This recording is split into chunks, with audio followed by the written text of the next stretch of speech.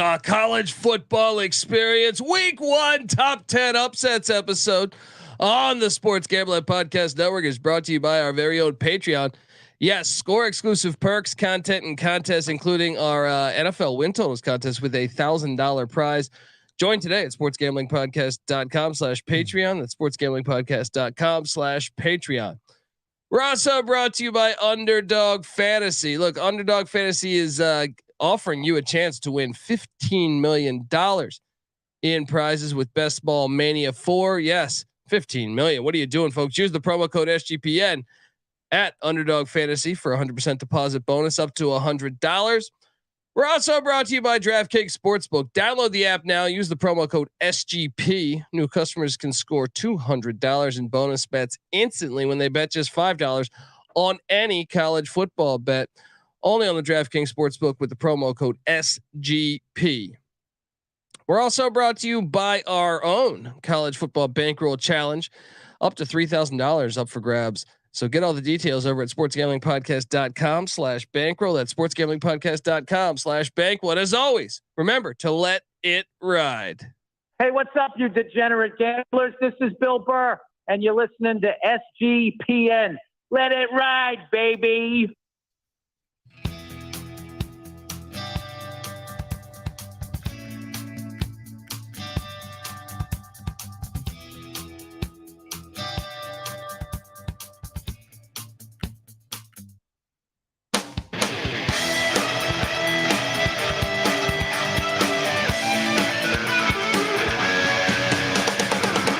Yes, yes, yes. Woo!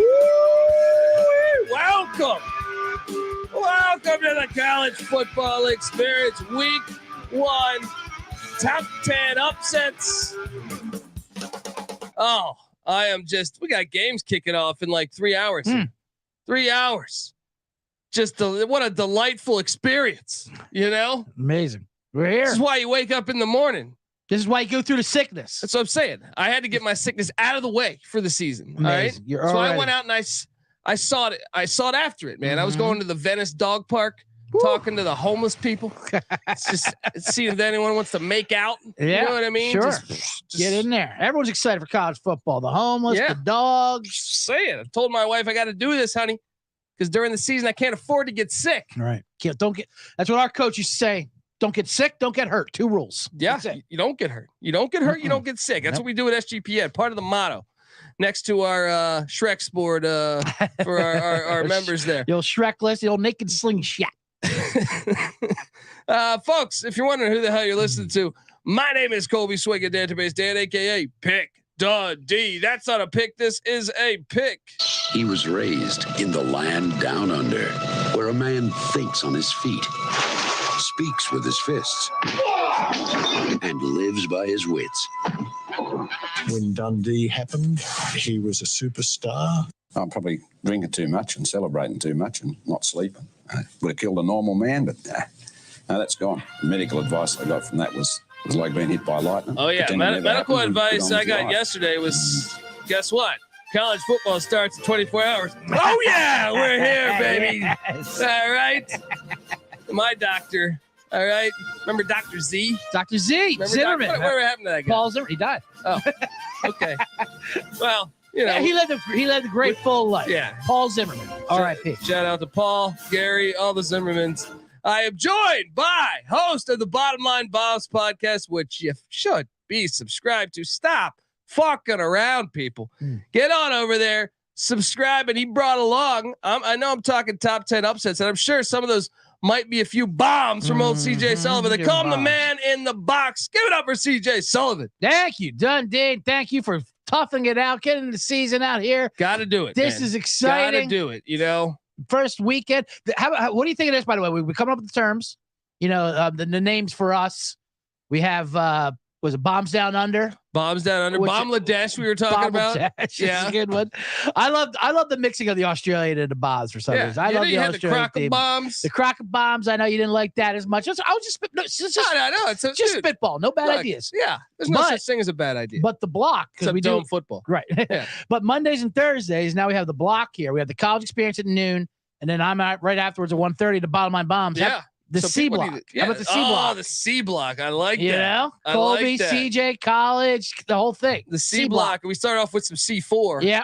Then we go into this it's the C block because your block schedule, right? It's a block schedule, I'm C there. block, prison, the whole I'm thing. there. The Cheers night court Thursday. This is the Thursday fantastic. must see TV. C block. Now, am I like the Cliff of this operation? Cliff was the man in that Cheers. By the way, the best easily the best character in Cheers, I think, was Cliff. Yeah, and Ratzinger or whatever, who's extremely rich, by the way. Really, the real actor, because he got in on the ground floor of Pixar. Actually, no shit. Yeah, that's why he's in that Toy Story shit. But he was like an investor down there. That's insane. He's filthy rich. You know, I know this is off topic, but you know, William Friedkin, the director of The Exorcist. Yep, he just passed. Recently passed. Yep.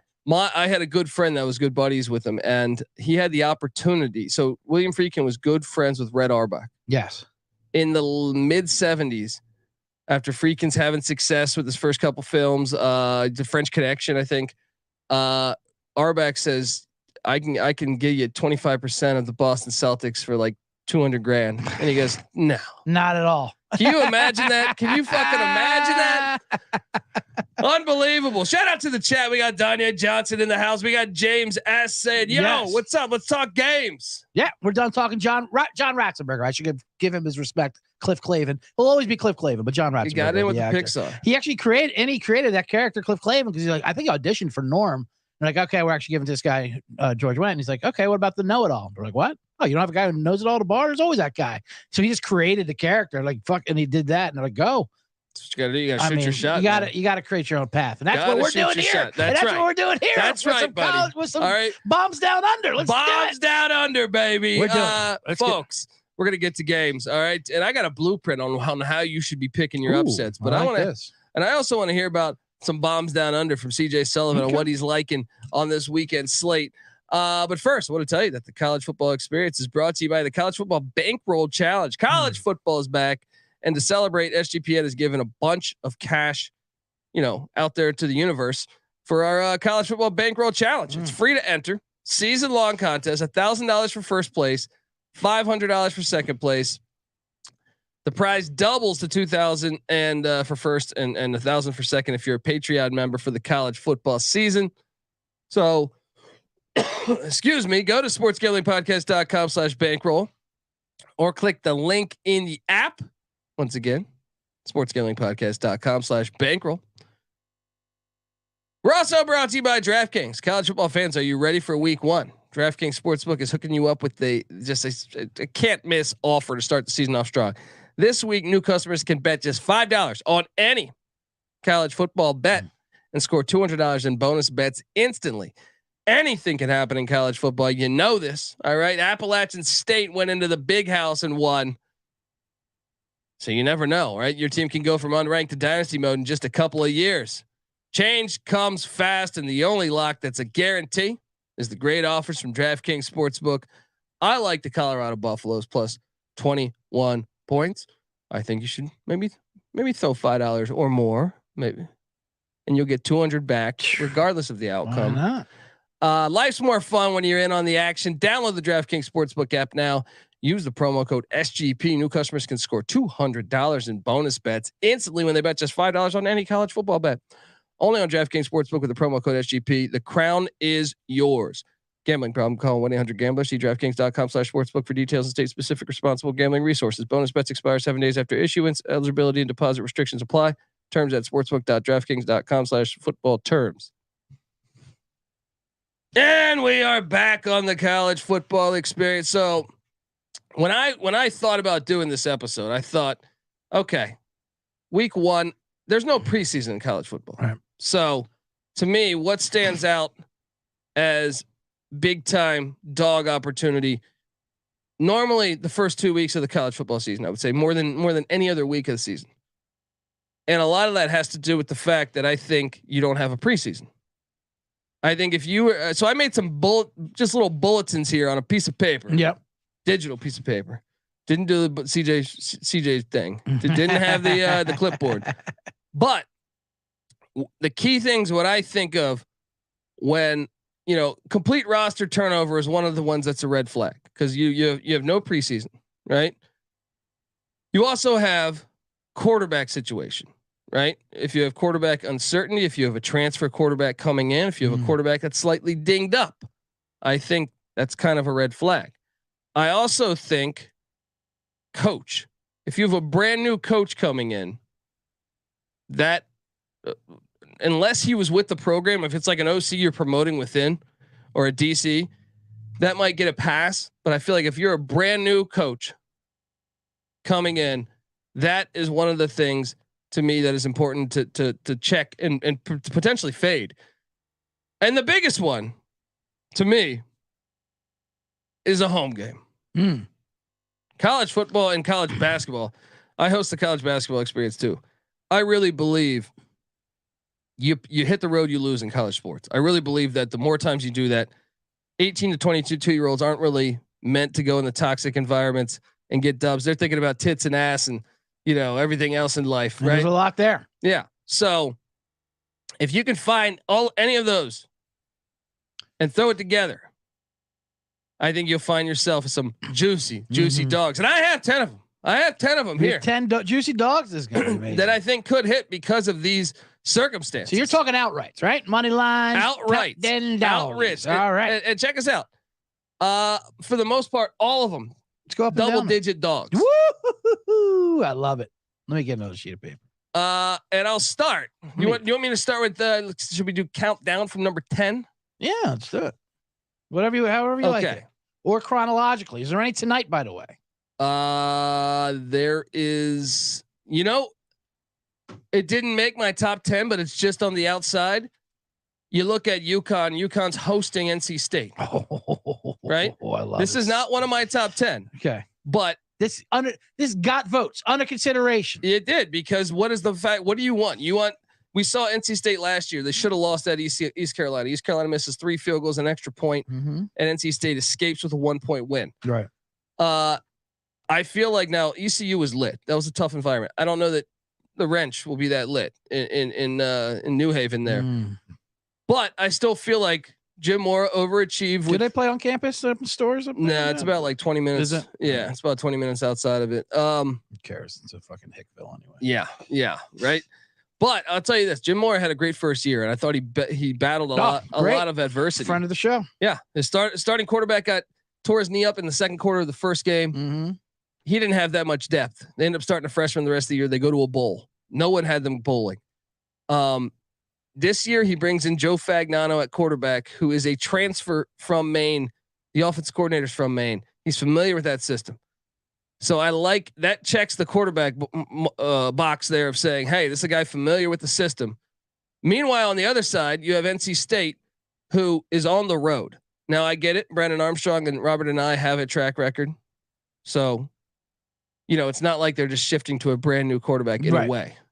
They got a history. But you still have the fact you're going on the road and you're facing an experienced offensive coordinator and experienced quarterback within that system. I like it. And I also think Jim Mora's skill, getting a month to prep. Jim Mora is a former defensive back for the Washington Huskies. Sure he coached defense. He's their defensive coordinator. Getting a month to prep for Robert and I's offense, which he faced last year when Syracuse beat the piss out of UConn. Right. So it didn't make my top 10. Okay. But if you want one for tonight, that could be juicy. The Huskies. I'm looking at plus 445 on the money line, getting 14. Now that came down in the summer. That was like 17.5. I remember. Yeah. You know, so it's been coming down, coming down. It was 14.5 all day. Now it's at 14 on game day. Are they going to get some of that national championship crowd? Some basketball making that over? Trip? Yeah, no, they'll be lucky if they get any women's basketball crowd to come over there. Yeah. So, all right. At number 10, I'm going to put one out there. Yeah. And this is going to be crazy because they should have lost in week 0. Louisiana Tech is I think a 20-point dog at SMU. Right? Okay. 20-point dog. La Tech just played week 0. That's another angle of this I like. And I know the game under their belt. Now, what's your theory with that, dude? Is it better to get a game on your belt experience, or is it worse because now your opponent actually has real film on you? And they saw what you actually want to do instead of trying to guess the summer work. You know, a lot of misinformation. And I know the recent numbers actually say there's no benefit of all, right? At all. But I still think getting out there, getting a game in, I would think is especially if you have a situation like Louisiana Tech, Bachmeier, Uncertain. Brand, yeah, under was with Boise State the past like 5 years. I feel like. SMU was a team that was in the hundreds defensively last year. So the fact that La Tech gets to go in, get a game under their belt, second half their offense was a lot better. I think look, SMU, we know that they went out and bought a bunch of players. What's one of my red flags is like you're putting a whole new roster together. I just think it takes a little bit of time to build continuity. They haven't even taken the price tags off. I mean, they're literally players with price tags on that running around that field in Dallas down there. And look, they have air raid schemes they run. Okay. So Sonny Cumbie, the head coach of La Tech, former Leach guy, they're gonna know that. Now, I'm not saying this is this is the reason why this is number 10. Right. It's just I definitely think you got to take the points in this matchup, and I wouldn't be shocked if they won it outright. Getting 20. I'm not even seeing a money line on this game. That's how crazy it is on Bet On. I'm looking at Bet Online just for you listeners out there. But if you do see it, I mean, I can imagine it's over 5-1, right? Yeah. It has to be. Getting 20. Yeah. I mean, I think that's it's. I'm telling you, pay attention. Pay attention. Now La Tech is on the road. Going into Gerald Ford Stadium, that's the one. It does check a few boxes that I'm against there. At number 9, this one I love. Northern Iowa is a very good FCS school. Kurt Warner, Dedrick Ward, David Johnson. They've been fucking good for a long time.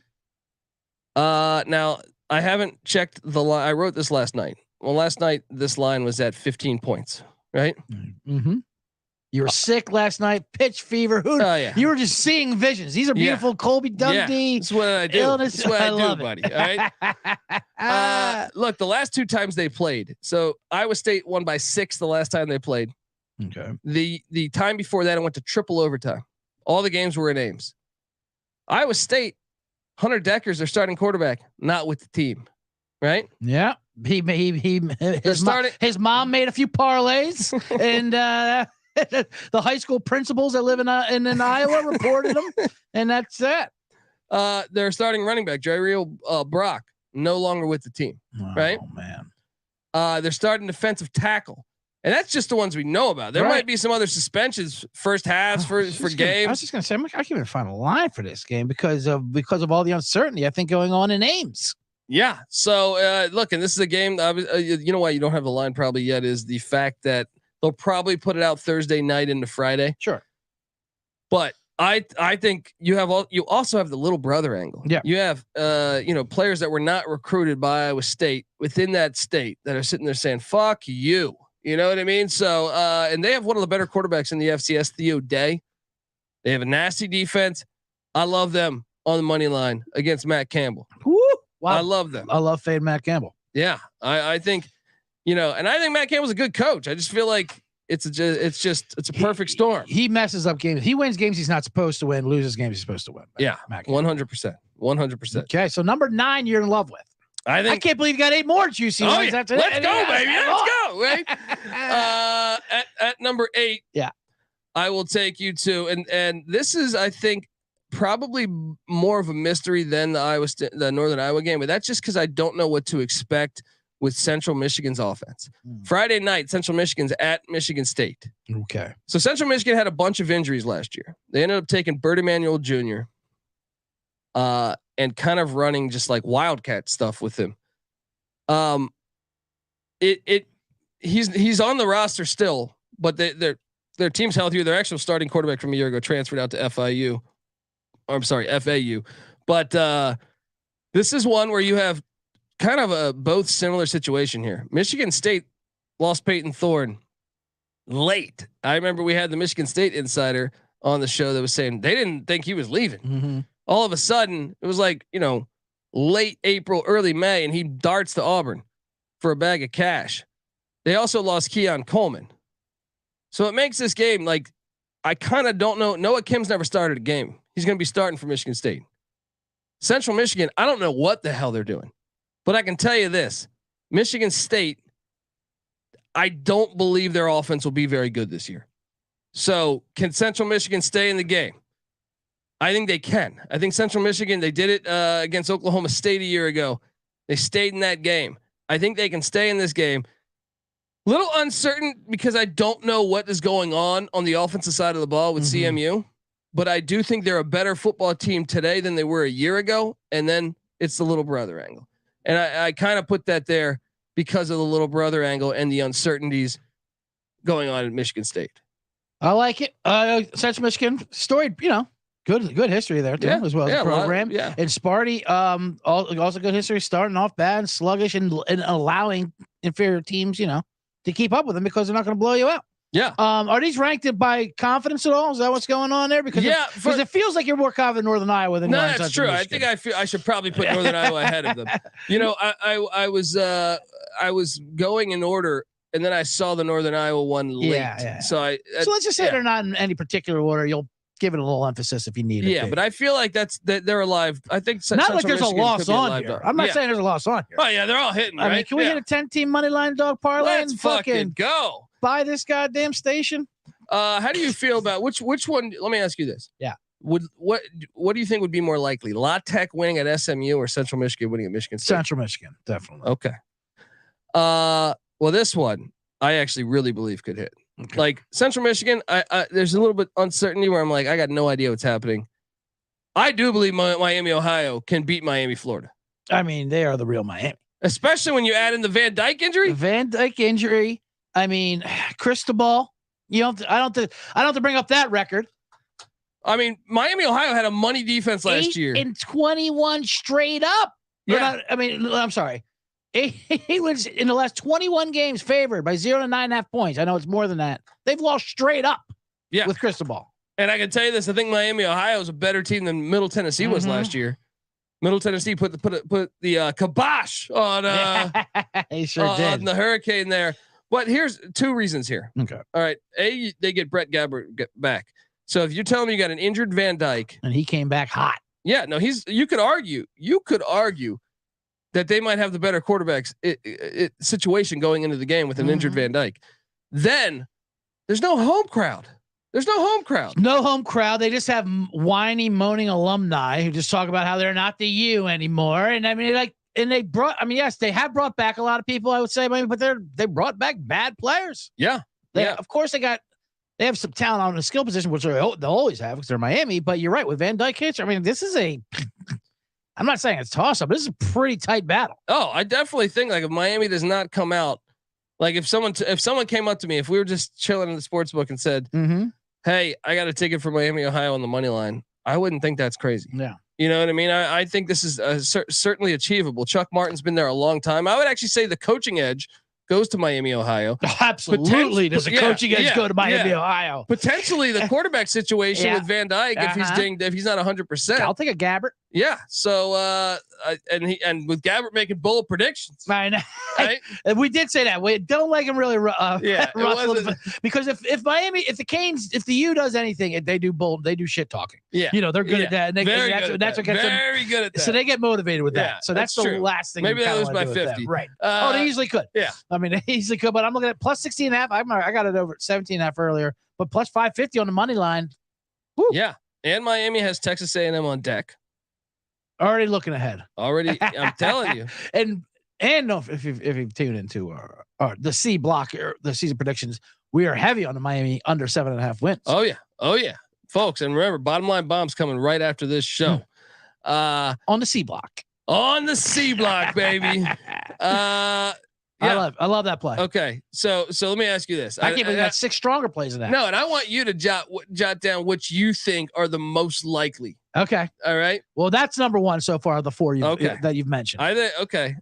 Then let's take you to this one. Doesn't qualify as a 10-point dog because they're a 9.5-point dog. Okay, that's still fine. The Toledo Rockets won the MAC last year. They're going to Champaign now. I understand Illinois is one of the better defensive lines in college football. That's a fact. But Toledo returns their entire offensive line and they add in some depth. Like if you were to tell me, Colby, what's the best offensive line in the MAC, I would say Toledo. And I would also say that they're probably the deepest offensive line unit in the MAC. So can they hold up is the question. But DeQuan Finn, their starting quarterback, is a dual threat quarterback.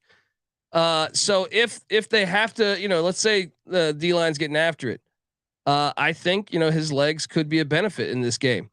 And the fact that they were very good a year ago, the fact that they returned pretty much their whole team, offense and defense. And look at Illinois. Illinois is breaking in a new quarterback, and not only a new quarterback, even if they make their first two quarterbacks are transfers in. Yeah. Right. And we like Illinois this year, but but you're right. I think it might take them a while to go get this transition going. I would rather play Illinois week 1 than week 5. Sure. Absolutely. Yeah. So Illinois is also breaking in a new defensive coordinator. Yep. There's no Chase Brown anymore. There's a lot more question marks on Illinois' side than there is Toledo. Mm-hmm. I could totally see Toledo coming in there, especially in a close game. You know what you can trust in a close game? A team that's been together as a unit for, past 2 years. Whereas Illinois is kind of a team that they're patching it up, so you're right. Enough can't be said about the holdover quarterback, coach, any continuity in the first month, at least, of college football. 100%. And they were really good. They were really good a year ago. I mean, wasn't that long ago where Toledo went to Notre Dame and had the lead with like 2 minutes left in the game. Notre Dame ends up pulling one out their ass. Toledo's a handful, no matter where they beat Arkansas and Arkansas. They've had very good wins. They won at the Big House one of those years too. I like this one. It fits. It checks all the boxes. Illinois is prime to get picked off here. Yeah, I think it's a very dangerous game for Illinois. And once again, you kind of have the quarterback situation that it's checking the box there of, hey, this is a quarterback that's never been in this system. Mm-hmm. Game 1 against an experienced team. So much down? It's down to 9 plus 290. So get in on that. And I believe is it at flat 9 right now? Flat 9. Flat 9. Okay, because I was at 9.5 last night. This one, I'm going to take you to the Flaming Libs, Liberty. I was right. Yep. Look, Jamie Chadwell, I love the hire. Mm-hmm. I think he's a great football coach. But you want to talk about just a gigantic shift in offensive philosophy. Going from Hugh Strip Club Freeze to Jamie Chadwell, who's running like the modern day triple option out of the gun. Yes. Right. This one, I truly believe it's going to take some fucking time. For sure. Yeah. So Bowling Green, as much as I'm not a fan of Scott Loeffler, he has been recruiting at a very high level for the MAC. He knows what he's in I think year 4 or 5. Mm-hmm. So he's got, I feel like, his core of, okay, I recruited this guy. Now I get it. He coming into last season, they were the most experienced team. They lost all that experience, but these are guys he recruited. Liberty, I feel like great hire, but I can't trust it throughout the month of September, maybe even October, just because I believe that shit works on timing. I think that it just plays a big role, especially even on the defensive side of the ball too. They are breaking in a brand new coordinator on both sides of the ball. Brand new head coach. I think Bowling Green is a live dog against the Flaming Libs. It's like you saw some of my notes. This is for your video later. Clip this up, Noah. Let's go. Bowling Green wins this by over a touchdown. Woo! Outright. Woo! Bowling Green. Woo! This is on my sheet. This is my upset of the weekend. Bowling Green wins this outright. I mean, by 7. Yeah, I mean, look, the more experienced team is Bowling Green, even with the fact they lost all that experience from a year ago. Yep. Guys that have been with the program. You look at the transfer portal with Liberty, it's just a gigantic list of players. Now I will say this. That place does get lit though. Yeah, absolutely. That's where the Flaming Lib fans come out and they are passionate about their college football. Yeah. So that's the only scary thing because that box is checked in Liberty's favor. But that would be so that's your favorite so far. That's my favorite upset. So I'm looking at plus 9.5, plus 280. I think the wrong team's favored in this game, to be honest with you. I think the Liberty's in the name, like you're saying, that coach transition and what they're doing, it's going to be a while. Yeah. Little on the talent that the quarterback's gone, but are you at all worried about the home field environment? Because that's the only thing that keeps me from really pulling the trigger. Well, I mean, it's let me say here. They packed that place. They do pack the place, They were in the third place bowling, and like you said about the Bowling Green, they were a third place last year. They were 6-6. But is it Jamie Chadwell's a new coach there? Yeah, Jamie Chadwell coming over from Coastal Carolina. But that's a timing offense. Both sides of the ball, they're starting fresh. It's not just that they lost they lost everything. So they both breaking in a new quarterback. And I believe that's like a more complex, like that's a harder offense. But Bowling Green is bringing talent back on offense. Liberty's bringing back nobody. Bowling Green brought in the former SEC starting quarterback from Missouri, Connor Bazelak. Yeah. And the Liberty's defense just got, emptied out. They have nobody. Their best players are like at Baylor, right? LSU and Colorado. And they left with Freeze too, as well as that, and I get it. Anytime you get a coach moving up into a big time in this day and age, the players go with them because they're the ones who recruited them. Yeah. Obviously, just star quarterbacks. 100%. So no, I love Bowling Green. All right, look. Yeah, lit crowd, whatever it is. Yeah, that's the only thing that could go bonkers for me. Now, you do. There are obviously different home field advantages in college football. 100%. It's not like NFL where it's a base 3 points for NFL, home field like that. Like, there's a difference between Temple getting a 100%. But also sometimes that can work if you pay attention to when the NC Nick really was the one to discover this, I think, is that like Boston College and Temple and some of these other places that have that sleepy environment, the opposing, if you catch the middle of the year, not first game, middle of the year, it's kind of one of those games you fall asleep for. Yes. And that's when they actually strangely become a live dog because the other team's not really looking forward to going in there. Okay. Like, and you add in cold weather. Look, we're going to get to the rest, but I want to tell you that the college football experience is brought to you by Underdog Fantasy. It's August 31st, guys. What the fuck you doing? All right. Get your fantasy football shit together, and get championship ready for your home league by trying out Best Ball on Underdog Fantasy. And maybe you've never done Best Ball. All you have to do is one live snake draft, no waivers, no trades. You set it, you forget it, and boom, Underdog does the rest. And look, you might as well try out the Underdog Best Ball Mania tournament because they're giving away $15 million in total prizes. All of that up for grabs, including an absurd $3 million to the winner. Do you have what it takes to win? Huh? Do you, kid? Time is now. Doors shutting. Last day to get in, September 7th. Visit UnderdogFantasy.com. Find them in the App Store. Sign up with the promo code SGPN to get your first deposit doubled up to $100. Once again, that's Underdog Fantasy, promo code SGPN. Concerned with your play, call 1-800-GAMBLER. We're also brought to you by SGP Patreon. Yes, Sports Gambling Podcast Patreon. What are you doing, folks? Check it out. All right, sign up for the Patreon to get access to exclusive contests, including the NFL Win Totals contest with $1,000 first place prize. This week's weekly Patreon pick'em is all week one college football, and the prize is a cornhole board, perfect for any college football tailgating. Because come on, one of the great reasons why college football is amazing is the fucking tailgating. All right, get yourself a nice cornhole board. The Patreon's a great way to support the network and fight back against corporate gambling. So check it out. sportsgamblingpodcast.com/Patreon. That's sportsgamblingpodcast.com/Patreon. All right. We are back. People are talking about the money line. People are guessing who I'm going to say next. I know. I feel like I can guess a couple. Well, at least one. Well, yeah. I think but I'm going to take you to one that all right. We were just talking about Temple. I was just going to say I know you're a zipper. I think the Zips. I mean, look, I think this game. I like the over. Love the over. Whatever the number, I don't care what it moves. Give me the over. That's my bomb. Yes. My bomb is over 57 in there. I have it at 54. I have it at 55. Every time I don't care. I don't care what it gets up to. Yeah. To be honest with you. Be at 80. I'm like, give me the over. You don't have to worry about the home crowd. It's week one. You don't. That's why I like Akron's chances better than like when Memphis plays to end the season in Philly. But really, I think Joe Moorhead has the coaching advantage. I think the offense will be more fine-tuned in its second season.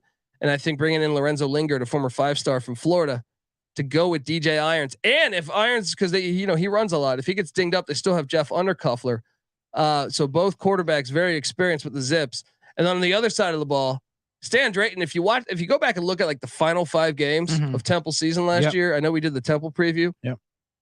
EJ Warner started to light things up. EJ Warner, bit of a lawn chair, Kurt Warner's kid, but he was amazing. Whew. 18 touchdowns, 3,000 yards, like in 7 games or whatever it was. He put up, what? He put a 40 on ECU. Yeah. Houston almost beat SMU. I mean, they like were final 4 or 5 games. Yeah. You look at his stat sheet and you go, holy shit, he's starting to get it all. The game's starting to slow down for him. They bring back one of their best wideouts from a season ago. They also add in Dante Wright, a receiver from Colorado State who was really good. Yeah, that Temple offense will be. I mean, they can compete with a lot of teams in the country offensive wise. 100%. Now the rush defense. This is why I'm worried. Yeah. This is why Akron's live. Okay. Is Temple breaking in a brand new defense coordinator? They were terrible. DJ Elliott off to the Philadelphia Eagles. 192nd against the rush last year. Yeah. Or 100. They let up 192 yards a game. I'm sorry. Oh, yeah. That's what I meant. That's what I meant to say. There we go. I remember 192. I was going to say that's more than. Well, they might as well have been 192. I know. They might as well have been. Throw some FCSs in there while you're at it. No, they let up. I'm sorry. They let up 192 yards a game on the ground. Yeah. And little side note for you, as I said, transferred from the portal. Temple to Akron, revenge game. Ali Barkley, Saquon Barkley's brother. That's what I'm saying. Their run game happens to be a running back. Yeah, that's what I'm saying. Who's got a revenge angle against Temple, who can't stop the run. Yeah, and you add in the fact that the intel he's bringing. Yeah. And the fact that DJ Irons is a dual threat too, so they can get really creative with you know they have I think their strongest position is probably the depth of their running back room. They also have a K-State transfer back there. They got Adams, the LSU transfer, a wide receiver. I just think this game, potential live dog, the Akron Zips. It's gonna be interesting to see. And like I said, brand new defensive coordinator. Yeah. Total shift in philosophy on what they're running defensively. When do you want to catch them? Game one. Right. So it's all legitimate arguments. Everything makes sense. Everything we lined up, but you're going Temple. Don't get in front of these Temple Owls this year. Yeah. I'm telling you, this offense, I'm loving Temple. Temple's bowl bound this year. I think they could be. They're bowl bound. They could be. And they win this by 21. This is a pivotal. It'll be a nice first half battle going back and forth. First of all, the over is going to hit by halftime, and then I think Temple pulls away towards the end.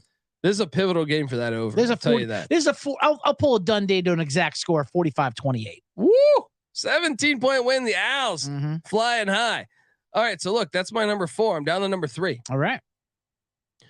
Number 3 is Colorado at TCU. I love it. And look, I know you could say, wait, this is going against one of your things. They have a brand new roster of 70 fucking players. Yeah. Never been done before in college football history. Fair. But TCU runs the same offensive system as Colorado, right?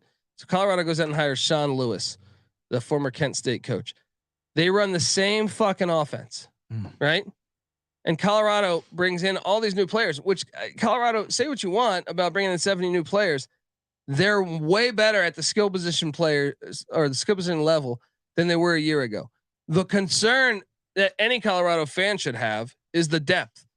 When is depth not going to play a big role? Game 1, game 2. Now, November, October, I am a little concerned about Colorado, but here's another thing. TCU only returns 3 offensive starters, right? They were in a ton of close games a year ago. Yeah. I feel like every game they were winning by 2, by 3. They the fire drill kick team. You know what I mean? Right.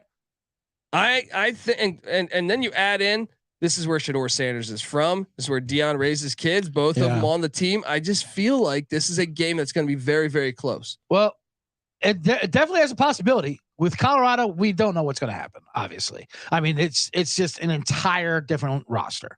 Yeah. Now, people are saying that they don't because they had no talent last year. I mean, the line, it's all going to be about their offensive line and defensive line. But before they had nothing with it. But so if they can bring in, they can do something. They do. I mean, obviously they have Sanders, his son, whatever, a quarterback who's something. They can nothing really would surprise me. Colorado can win this game outright or lose by 40. I wouldn't know. I literally don't know what's going to happen with Colorado. The people that follow Deion aren't scrubs. He's got some Gucci luggage coming at him. Oh yeah. And Insano says Colorado's offensive line's not good. And look, they're not. They're not. True. But I know Tyler Brown. They were going to get Tyler Brown, who was a very good player in the FCS, and he's waiting on a waiver, something to monitor before Saturday morning. But because they're appealing that, they actually ruled that he couldn't. But regardless, what is the benefit of that offense? What is the benefit if you're familiar with that offense? You get the ball out hot. That's the point of that offense. That's how you negate a shitty offensive line, right? So they're running the perfect offense for having a bad offensive line. So there's that. All right. I believe I believe that game is going to be close. Okay. Any which way you cut it. So you're telling me I can get 21 and plus 700 or something? Something crazy. I can't even see a money line on that one yet. Plus 700. But that'll come night. out. There'll definitely be a Deion money line. It'll definitely be over 700 because if Miami, Ohio is 550 and they're getting 16.5. So I imagine Louisiana Tech and your Colorado's getting 20s will be around 700, 750. Yeah. So I think they're live dog. I think they're a live dog. Now, like I said, depth is a huge issue. If Shedeur Sanders, who I think is a stud, if he gets injured, that shit's over. Yeah, they're trouble. Yeah, it's over. You know, rip up your ticket. Yeah. You know, and enjoy that press conference. Yeah, but I think Travis Hunter. I know Daquan in the chat's talking about it. I think Jimmy Horn is a name people need to know. I think at a lot of spots in the skill position spots, they're actually better than TCU at certain positions. Okay. Wow. So, got to be fascinating to watch. But that's my number 3. At number 2, I have Washington State heading to Fort Collins, Colorado. Look, I like this a whole lot better when the whole world before the whole world said fuck you to Washington State. Yeah. I feel like people are talking about this one. Because Washington State's going to get left behind. They've had a pretty good program over the past 30 years, and I feel like they shouldn't be left behind. Now they have a chip on their shoulder. I love this. Back in June, I did the Colorado State preview. I was like, this is insane. Back then the line was 13, right? I didn't understand the line. They're going to be running the same offense against each other. This is a lot like Colorado TCU in that capacity. They're both going air raid, and Colorado State, if you look at Jay Norvell's history, normally year 2, they make the big jump. Last year they sucked, right? But they did get better as the season went along. I think they make a big jump this year. They were the most sacked team in the nation last year. I think the fact that he's gotten better on the line of scrimmage, I think the fact that Hugh Millen's son, Clay Millen, is going to know the system more. Mm-hmm. And I thought they did a great job in the portal, bringing in talent. And this is a home game. This is a home game. It sure That's is. half the battle. If you can get these group of 5s getting the home game, it's not that often that a P5 comes into your town. So you know this place is they're gonna want to tear the goalpost fucking down. Mm-hmm. So now I liked it as a live dog play a lot better before the world said fuck you to Washington State. I know. I wish this wasn't the opener as well too, because we like Washington State this year. We love Cam Ward. You know what I mean? We like what they did. They also brought in some people in the portal. Their defense is going to be a little more bolstered. Oh, I expect this to be like a tie game though in the fourth quarter. Yeah, but for sure. I mean, this line does seem out of whack though. Yeah, it doesn't make sense. I'm looking at it was 13. Now it's down to 10.5 plus 360. Yeah, I mean, you're like you said, at Fort Collins. For sure. As much as I like Washington State this year, this is definitely a tricky game. And what are the X factors you want? Now I know Cam Ward's an experienced quarterback. He's been at Wazoo, so you can that doesn't check the box. But checking the box is the fact that the whole fucking crowd is going to be there behind Colorado State, behind Jay Norvell. Well, that's a home field advantage there. Yeah, for sure. Definitely. So, but it seems like you're all on the Bowling Green. Well, my number one though, if you see the picture here, okay. Oh yeah, that is. I think they are a complete fucking live dog. I'm Texas Tech plays a shit ton of close games. I know a lot of people are saying that they're the dark horse in the Big 12. That's why I like this too, because everyone loves Texas Tech this year. They're saying, hey, they're going to go to the Big 12 championship, right? And how about this look ahead spot? Texas Tech has Oregon on deck, coming to Lubbock. And you think you're just going to waltz up to the highest elevation in America for a college football game? Cowboys? Oh, look, that place gets bonkers. That place gets lit. That's what I'm saying. This is one. Wyoming in general. It's just an insane place. Yeah. They have a stat there. I think they've only had 2 convicted murders since like 1981. That doesn't mean there's only been 2 murders there. That just means that only 2 have made the courts. They settle things their own way. Well, out in the streets of Wyoming. I'm gonna go ahead and say there might be another one. That's what I'm saying, dude. You do not want to mess around in Wyoming. Dude, they're a perfect fucking dog here. I'm telling you. I love it. This one I love. And the look ahead spot too for Texas Tech, because I like Texas Tech, but in that conference, and this is like, the out conference, look ahead to Oregon next week. They get a month to, so what does Texas Tech like to do? Zach Kitley, great offensive coordinator. They run the air raid. They run the Mike Leach air raid, but they also run it with incredibly fast tempo. You know what kind of halts tempo? A gigantic fucking elevation where you're huffing and puffing, right? Yeah, that's right. I mean, and then you add in the fact, I know Wyoming's on their 3rd string running back, but he averaged 6 yards a carry last year. I think they're going to be fine. Wyoming returns 10 of 11 on the defensive side of the ball. They had a month to prep for the air raid. I think they're live, baby. Woo! I'm on it. I like it. Now, that's your number one, huh? That's my number one. I like it. It's a great home situation. Them and Colorado State, two great home situations for dogs for teams that people have been hyped about in the offseason. So which one am I craziest about? Which one are you sitting there saying, Dundee, you had a little bit too much NyQuil last night? Right? Probably Wyoming. I mean, Texas Tech is good. I will say that. Fair. And the look ahead spot, as much as I like it, it's tough to call the look ahead on week 1 because you have all summer just to prepare for this. Sure. Are they preparing against Oregon as well? Yes, the coaches are, but the players aren't. The players are locked in. They're given the game plan for But this, I just think in general, I mean, like take a look back at, let's load up Texas Tech schedule from a season ago. Okay. You know, they were good. That was John McGuire. Great first year. And I was bullish on him. I was on the over with Texas Tech a season ago, but they won a lot of close games, man. It's not like they sat there and destroyed teams. So, and I would argue that, like, to me, their defense, I mean, I guess it was improved, but it was still like towards the back half of the country defensively. So that means there's a lot of opportunity for Wyoming to have success. I mean, look, they played the Houston Cougars 133-30. They beat Houston and Texas in overtime, and Oklahoma. They had 3 overtime wins, right? A 4-point win against Iowa State. This team is not some juggernaut here. They don't have Byron Hanspard back there or Bam Morris. I think it's a game. This is going to be a game. I'm telling you. I already got my ticket on this. This is I'm feeling good about this one. I love it. And take the plus 14 to cover your ass. Just take in the case. Number, of course. Always take the number with these things, and then just sprinkle on the ML. And if you hit a round robin, a couple of these guys, round robin these, you hit a couple of these, bank, we're in Profitville. Boom. And honorable mentioned.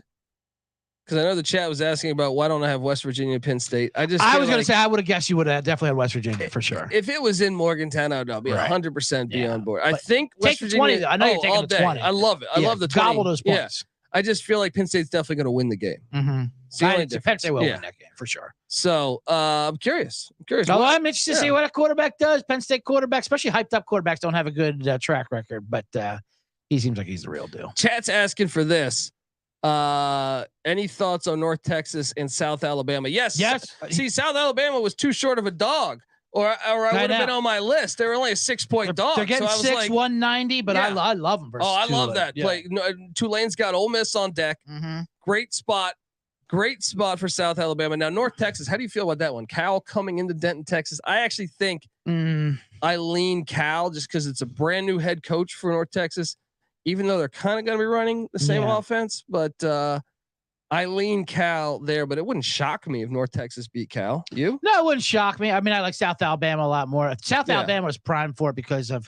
I'm on South Alabama. I've already bet that one. Plus the 6.5, whatever. Because just Tulane having a historical year last year, and they're going to come down. They've lost that. I mean, and South Alabama was a damn good football team. And you know what they can do versus real teams. I got a couple bigger ones. Tell me about these ones. All right. South Alabama had in there. Bowling Green is my biggest confident one. Okay. Outright. Okay. I kind of like Nebraska tonight, by the way, also getting 7.5. Well, after that arrest video, I was feeling a lot better. This is what they need. Yeah, I know. The arrest video. Yeah. Then you had the women's volleyball kind of like ride that momentum. Took the attention off the tight end there. But, they got Minnesota just because, first of all, what you're getting out of Matt Rule. You're getting a well-coached team that's going to be prepared. Yeah. So for them to get 7.5, I think it's crazy. And I think you could say they have the better quarterback coming into the game. Absolutely. Yeah. And you want to talk about new, obviously flex there, but they lose Tanner Morgan, their quarterback. It wasn't a great quarterback. He ran that offense pretty well. Yeah. And their running back, Muhammad Imran, whatever, had 1,600 yards, 20 touchdowns. But that's a lot of transition. The only thing that I'm scared about that game is I believe Nebraska's defensive line is in pretty bad shape. Yeah.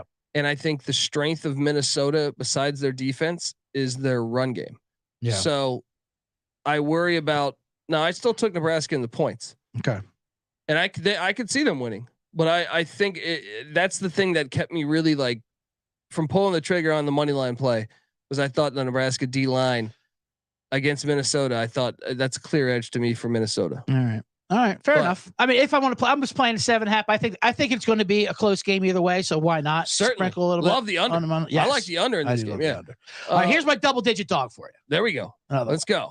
Let's go. And it's right here in beautiful Los Angeles, California. And I'm going to go with Coastal Carolina over the UCLA Big Bruins. Bird, a.k.a. Grayson McCall. Yeah, Grayson McCall. That's what I'm saying. I think they have the better quarterback. Speaking of transition, you know. I was fascinated by this because Grayson McCall enters the portal, doesn't play in the bowl game.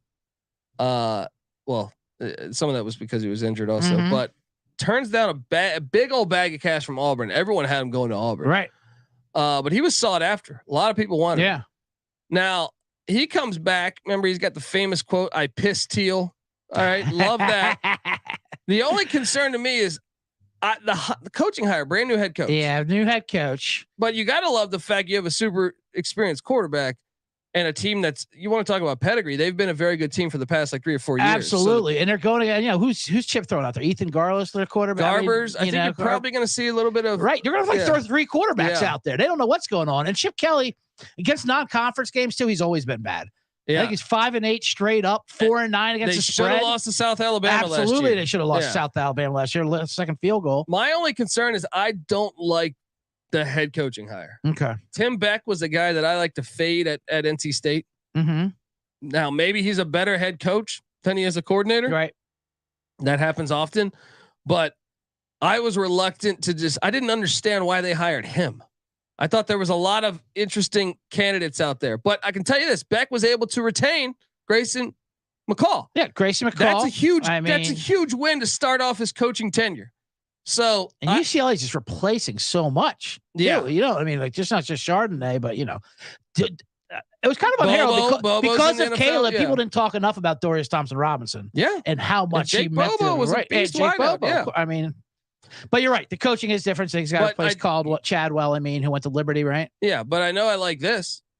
You know that place isn't going to be lit. Exactly, an unlit home field advantage. Yeah, you know that's not going to be lit. They paper those shows. I got more to my comedy shows than UCLA out there. It's embarrassing how much they give away. They have to flyer seats to get out there.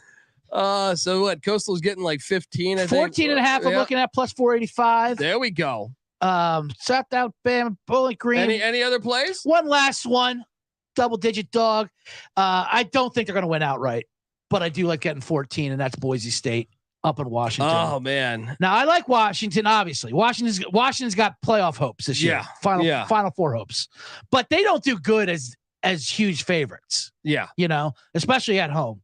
I mean, when they're dogs, when they're not supposed to win, yes, they'll come get you. But when they're favored by, I have a stat here for you. I mean, Boise's they've already beaten Washington at Washington. They're ranked, and they're bringing back 9 starters from an offense that averaged like 29 a game last year. Yeah, and you got Washington's defense, which they'll improve, but they gave up 33 points at least 5 different times. So I mean.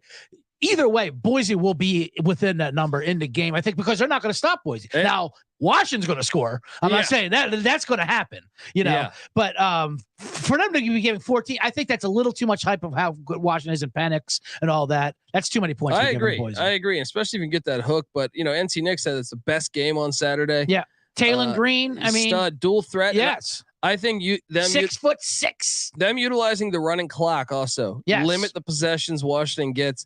A couple other ones. Here it is, real quick. Washington is 1-2, not too bad. 1-2 is a favorite when they're favored by 10 or 21 points. There you go. There you go.